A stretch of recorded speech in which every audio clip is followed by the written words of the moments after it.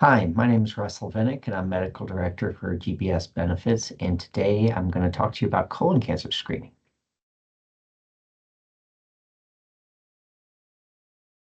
So let's talk briefly what I'd like to talk about today. First of all, a little overview on colon cancer, who should be screened, and then some options for screening. So first of all, a little bit of background on colon cancer. So colon cancer is the third most common cause of cancer in the United States, both in men and in women, but it's also one of the most preventable causes of cancer. We'll talk more about that in a minute. Uh, the lifetime risk, 1 in 23 for men, 1 in 25 in women. What's been getting a lot of attention lately is the incidence of colon cancer has gone up significantly over the past few years.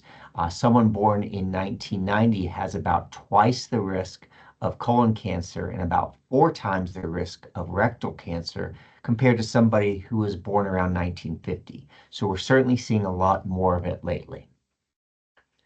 A few of the risk factors for colon cancer, certainly number one, family history, but also things you wouldn't think about like smoking, obesity, uh, inflammatory bowel disease. So this inflammatory bowel disease is a disease that causes chronic inflammation in the colon. And this is pretty true for any type of cancer. Anything that causes chronic inflammation increases your risk of cancer. So people with inflammatory bowel disease need to be screened quite often.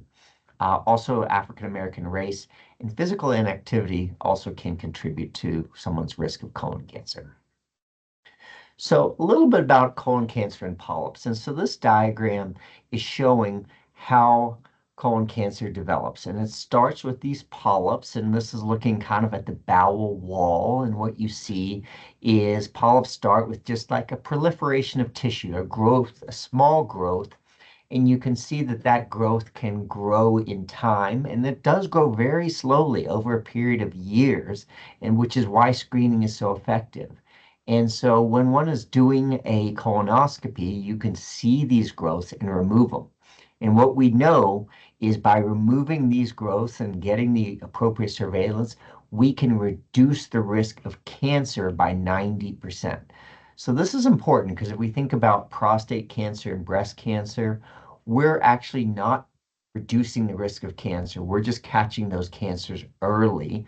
And certainly people where we catch those cancers early do better. But in the case of colon cancer, we can catch this before it's a cancer and actually remove the polyp and prevent that from ever becoming a cancer. So just a couple pictures here. You can see this is what it looks like when you're doing a colonoscopy, and these polyps can look very different. But we do have techniques most of the time where we can remove them with a scope. You can see this polyp over here. It's got a nice little stalk, and they can put a snare around it and pull it off and remove these polyps at the time of colonoscopy. So, who should get screened? Traditionally, the recommendations have been that anyone over age 50 or from age 50 to 75. In 2021, the guidelines changed, particularly with this increased incidence of cancer in people that were younger. Doesn't get quite as good evidence, but the recommendations changed to start at age 45. Um, and then the recommendations is once you're above age 75, most people should stop screening. The incidence goes down and the risk of doing colonoscopy goes up as people get older. And one other important factor is people with a family history of colon cancer. If you have a first degree relative, then the recommendation is to start at a minimum at age 40 or 10 years before that relative was diagnosed. So if you had a relative that was diagnosed at age 35, then you should have a colonoscopy beginning at age 25. So let's talk about types of screening. And I've talked a lot about colonoscopy. It's considered the gold standard, it is the best test we have because number one, you can visualize the entire colon in real time and see these polyps and see the cancerous growths. And not only can you see them, but most of the time you can remove them pretty easily at the time of colonoscopy. Now, there are other screening tests, and you've probably seen the commercials. There's two main types of stool test. One is called the fit test. Um, what that is one takes a tiny swipe of stool and you kind of smear it on a card, and then you can put that card in the mail. And then what they're doing is they're looking for microscopic blood in your stool. The fit tests, if they're going to be done optimally, they need to be done every year. The other test is called FIT DNA. It's more of an advanced test. It's not just looking for that microscopic blood, but it's also looking for cancerous DNA. And so we've all seen these commercials for Cologuard. The advantage of Cologuard is it's a bit more sensitive.